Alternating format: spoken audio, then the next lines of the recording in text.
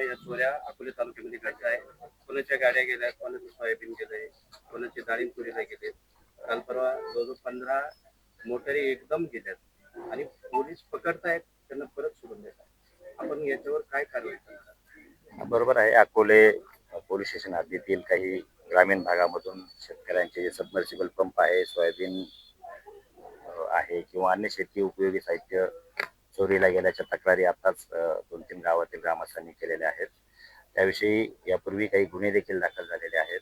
आताही आम्ही आवाहन केलेलं आहे की असे जे कोणी शेतकरी असतील त्यांचे गुन्हे आज आपण दाखल करून घेत आहोत. यातील काही आरोपी निष्पन्न देखील आहे. 2 आरोपी ताब्यात आहे. अन्य आरोपी आपण ताब्यात घेऊ. या आरोपींवर जास्तीत जास्त कायदेशीर कशी प्रतिबंधात्मक कारवाई करता येईल या दृष्टीने आपण विचार करू. याशिवाय यांच्याकडून जो काही मुद्देमाल आहे, मोटर असतील, सोयाबीन असतील, हे ज्यांनी कोणी विकत घेतले असतील त्यांना सुद्धा चोरीचा माल विकत घेणारे या हेडखाली आपण त्यांनाही सह आरोपी करू आणि यांच्यावरती जास्तीत जास्त निर्बंध किंवा प्रतिबंधात्मक कारवाई करू. याशिवाय ग्रामस्थांची मागणी आहे, जर एवढ्या संख्येनं त्या भागात शेती साहित्याची चोरी होत असेल तर त्या भागामध्ये पोलीस पेट्रोलिंग सुद्धा आपण आजपासून वाढवू. गेले कित्येक वेळा या ठिकाणी तक्रार दाखल केल्या होत्या, परंतु काल आय विटनेस लोकांनी पकडलं आणि त्यांनी स्वतः पोलीस स्टेशनला इथं जाहीर पण केलं. तरी पण पोलीस स्टेशन त्यांना सोडून देत आहे, म्हणजे पोलीसच त्यांना फाशी घालते का?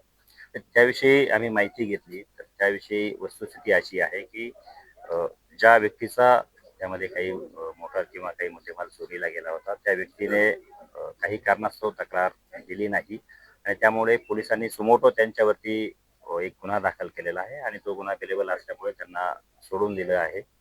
आता पुन्हा नव्याने गुन्हा दाखल करून त्यांच्यावरती आपण कायदेशीर कारवाई करत आहोत. ज्या ज्या लोकांच्या चोरी झाल्या किंवा 15 लाखाहून जास्त अनामत चोरी गेलेली आहे, चोरी गेलेल्यांना जे काही शेतकरी आहे त्यांना त्याचा बेनिफिट होणार का? त्यांना परत त्यांचे नंतर मिळणार?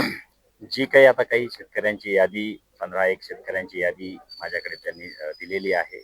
त्या आरोपींना आपण जेव्हा ताब्यात घेऊ तेव्हा त्यांच्याकडे विचारपूस करू, बारकाईने यामध्ये त्याचं इंट्रोगेशन करू आणि त्यातून जे जे यांनी चोरलेले असेल ते पुढे कोणाला विकलेले असतील त्याची जी काही फॉरवर्ड लिंक आहे, बॅकवर्ड लिंक आहे, त्या नक्कीच आपण डेव्हलप करू आणि जो काही मुद्देमाल रिकवर होईल तो पुन्हा मूळ फिर्यादी यांना आपण परत करू.